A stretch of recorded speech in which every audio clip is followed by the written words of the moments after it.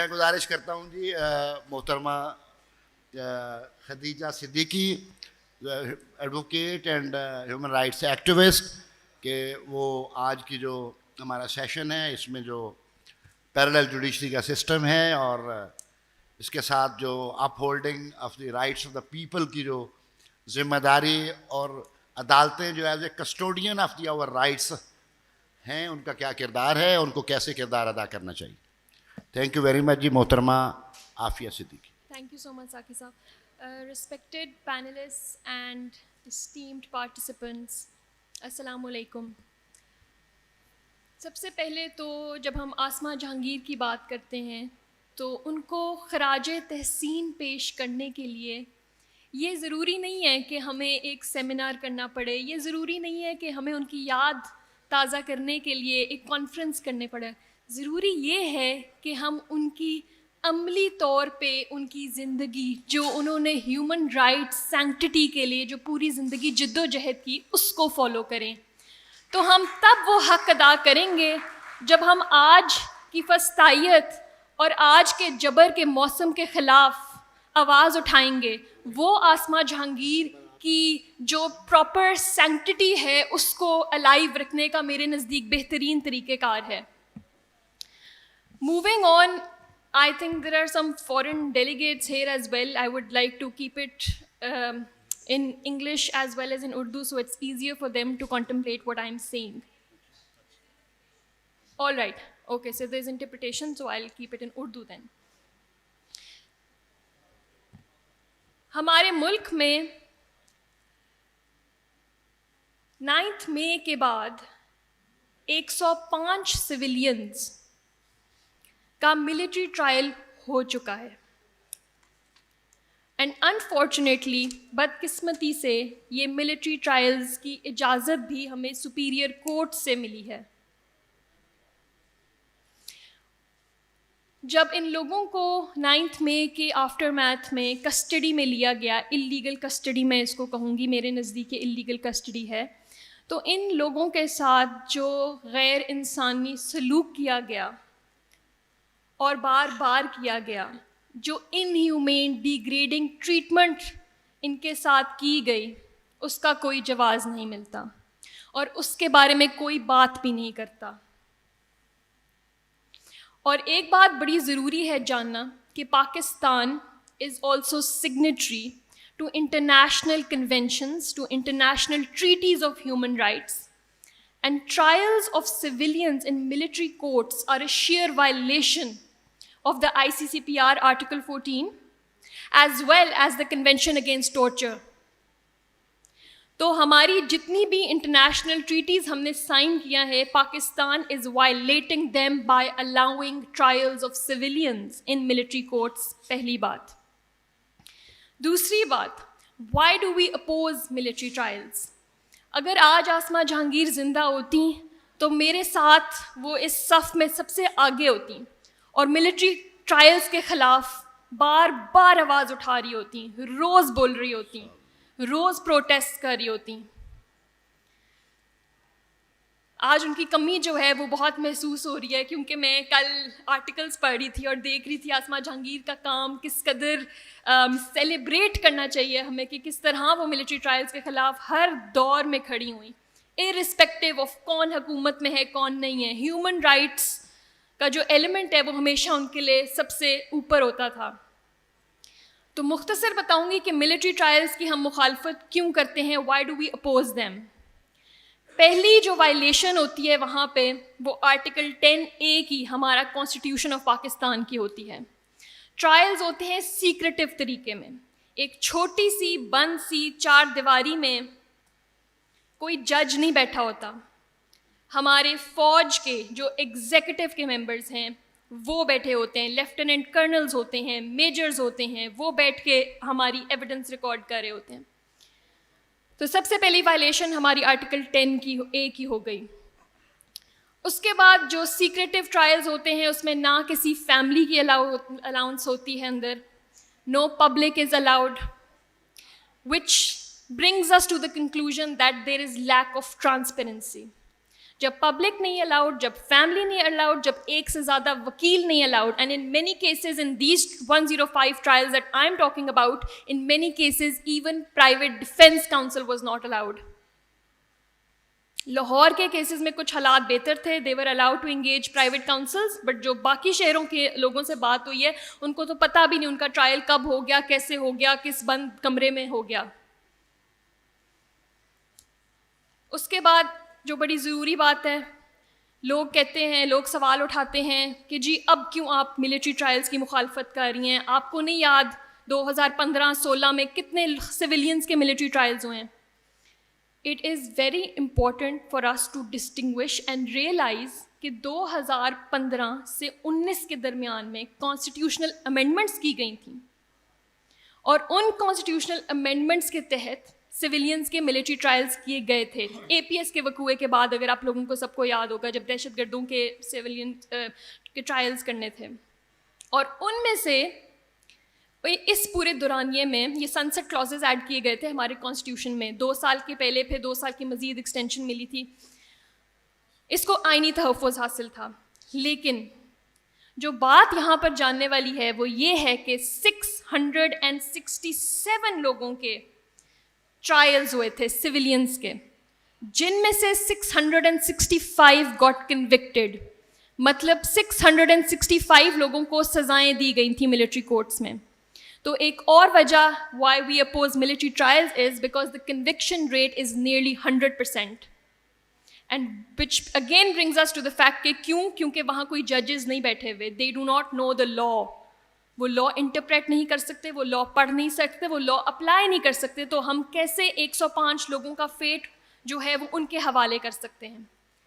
Thirdly, the most important thing, I would not take more time, but بہت ضروری جو ہے وہ چیز یہ ہے کہ the occurrence of 9th May took place in 2023, 9th May 2023, whereas the law which has been applicable to these civilians was amended subsequent to the occurrence. 9 مئی کو وقوع ہوا, 18 اگست 2023 کو امینڈمنٹ ہو جاتی ہے آفیشیل سیکرٹ ایکٹ میں 100 سال کے بعد. پری کلونیل ایکٹ ہے, 1923 میں انیکٹ ہوا تھا, اسپیوناج کے کیسز کے لیے انیکٹ ہوا تھا, ان لوگوں کے لیے انیکٹ ہوا تھا کہ کوئی اسٹیٹ سیکرٹ اگر آؤٹ ہوتا ہے, کوئی لیک ہوتا ہے, ان لوگوں کے اوپر اپلیکیبل ہوگا. اس میں امینڈمنٹ کر دی جاتی ہے اور ریٹروسپیکٹیولی اپلائی کر دی جاتی ہے ان کیسز میں. اور یہ چیز تو بڑی کلیئر ہے, آئین اس پہ بڑا واضح ہے. آرٹیکل 12 جو پنشمنٹ اگینسٹ ریٹروسپیکٹیو پنشمنٹ ہے کہ ریسٹرکشن پروہیبیشن اگینسٹ ریٹروسپیکٹیو پنشمنٹ, کہ آپ ایک جرم جو اس وقت جرم نہیں تھا آپ اس کو سبسیکوینٹلی جرم بنا کے اس میں امینڈمنٹس کر کے وہ نہیں اپلائی کر سکتے. وہ 18 اگست کے بعد والے جرائم پہ ضرور اپلیکیبل ہو سکتا ہے, لیکن وہ 9 مئی کے اوپر اپلیکیبل نہیں ہو سکتا. تو یہ میری نزدیک جو جتنا میں اپنی آئین کو میں نے جتنا پڑھا ہے اور جتنا میں نے قانون کو پڑھا ہے, اس کے نزدیک تو بالکل ہی شام قسم کے ٹرائلز ہوئے ہیں.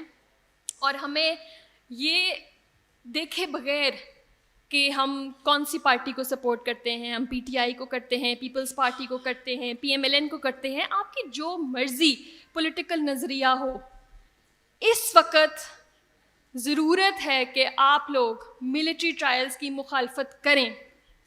کیونکہ اگر آج یہ بیڈ پریسیڈنٹ سیٹ ہو گیا تو یہ ہمارے فیوچر کو ایٹ اسٹیک کر دے گا. اگر آج ایک ہینیس اور ایک بیڈ پریسیڈنٹ سیٹ ہو گیا تو ہمارا جو پبلک کا ٹرسٹ ہے in the judicial system, that will be eroded forever. نہیں پتہ چلے گا کہ کب جو ہمارے ایگزیکٹو ہے ہمارے سویلینز کو سیگریگیٹ کر کے کس طریقے سے انہوں نے یہ 105 لوگوں کو آربیٹریرلی سیگریگیٹ کیا, کسی کو نہیں پتہ. کسی کی ویڈیو آ گئی, وہ کہہ رہے کہ جی آئیں پروٹیسٹ کریں, پیسفل پروٹیسٹ ہم یہاں کر رہے ہیں, اس کو اٹھا لیا کہ اس کی ویڈیو وائرل ہو گئی تھی, اس کو اٹھا لو ملٹری ٹرائل کے لیے. تو ہمیں نہیں پتہ کس طریقے سے 10,000 لوگوں کا ٹرائل سویلین کورٹس میں ہو رہا ہے اور 105 کا صرف ڈسکریمنیٹری طریقے سے ملٹری کر رہی ہے. تو ایک لا جو سویلینز کو اپلائی کر رہا ہے تو وہی لا ان 105 لوگوں کو اپلائی کرنا ہے, کیونکہ یہ بھی سویلینز ہیں. لاسٹلی جو بڑی امپورٹنٹ چیز ہے جو ان ٹرائلس کو بہت کوشچنیبل بناتی ہے, I'm sure and I'm hoping that supreme court will also look into it, جب سپریم کورٹ دیکھے گی کہ کس طریقے سے ان لوگوں کو, ان کے ابھی لاسٹ ہیئرنگ پہ دا بینچ وانٹیڈ ٹو سی کہ جو 20 لوگ انہوں نے چھوڑے ہیں ان لوگوں کی کیسی اسٹینڈرڈ آف ایویڈنس ہے, وہ اسٹینڈرڈ آف ایویڈنس کیا ہے جن کی بیسس پہ ان کو کنوکٹ کیا گیا ہے فار 1 year. تو آپ یہ سوچیں کہ یہ جو 20 لوگ چھوڑے گئے ہیں ان سب کو 1 سال کی سزا ہوئی ہے, اور ایک ان میں سے ایسا ہے لاہور کا جس کا ٹرائل بھی نہیں ہوا تھا, جس کو مسٹیکن آئیڈینٹی کی وجہ سے رکھا گیا تھا, اور چونکہ it was an embarrassment to release him subsequently کہ اس کا تو کوئی نام و نشان نہیں تھا, نہ موقع پہ نہ کہیں, تو انہوں نے اس کو 1 سزا کی سزا بس لکھ دی پیپرز پہ اور اس کو ریلیز کر دیا. تو آپ یہ حالات سوچیں, ٹرائلز کے بغیر بھی لوگوں کو یہاں سزائیں ہو جاتی ہیں کیونکہ سارا کچھ سیکریٹو طریقے سے ہوتا ہے. جو لاسٹ چیز جو بہت امپورٹنٹ چیز ہے,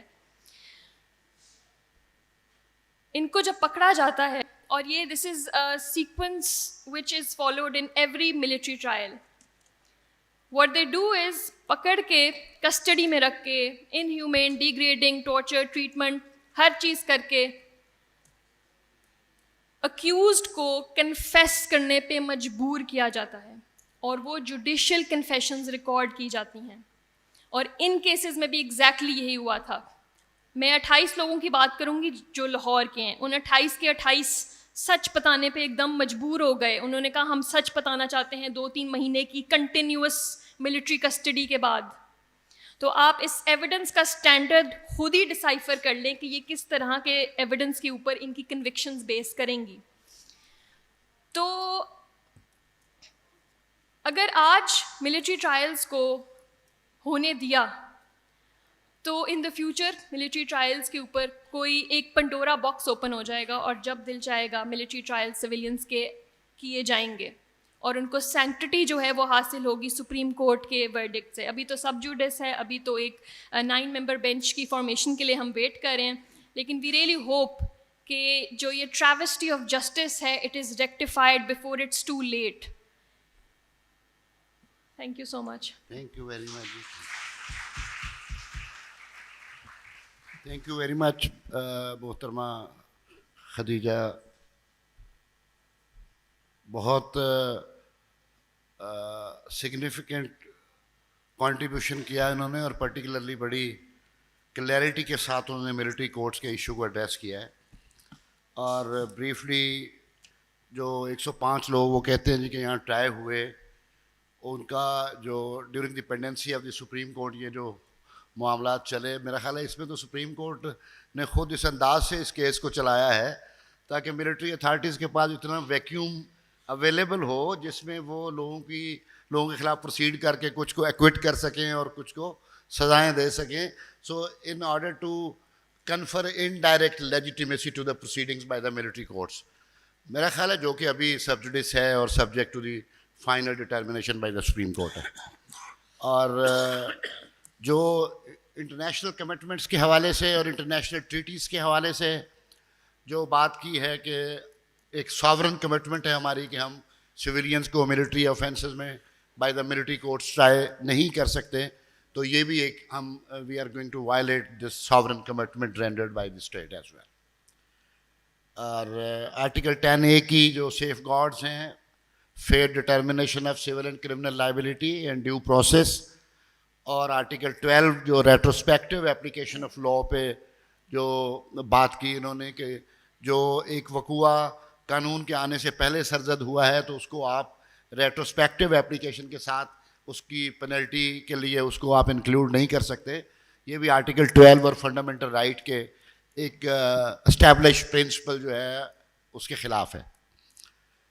اور جو باقی قوانین بنائے گئے تھے 19 سے 23 تک, تو ان کلازز کے اندر ایک پرٹیکولرلی سن سیٹ کلاز تھی کہ یہ 1 سال یا 2 سال کے بعد یہ قانون آٹومیٹیکلی غیر مؤثر ہو جائے گا, اور پھر وہ قوانین غیر مؤثر ہو گئے اور پارلیمنٹ نے اس کو دوبارہ ریوائیو نہیں کیا.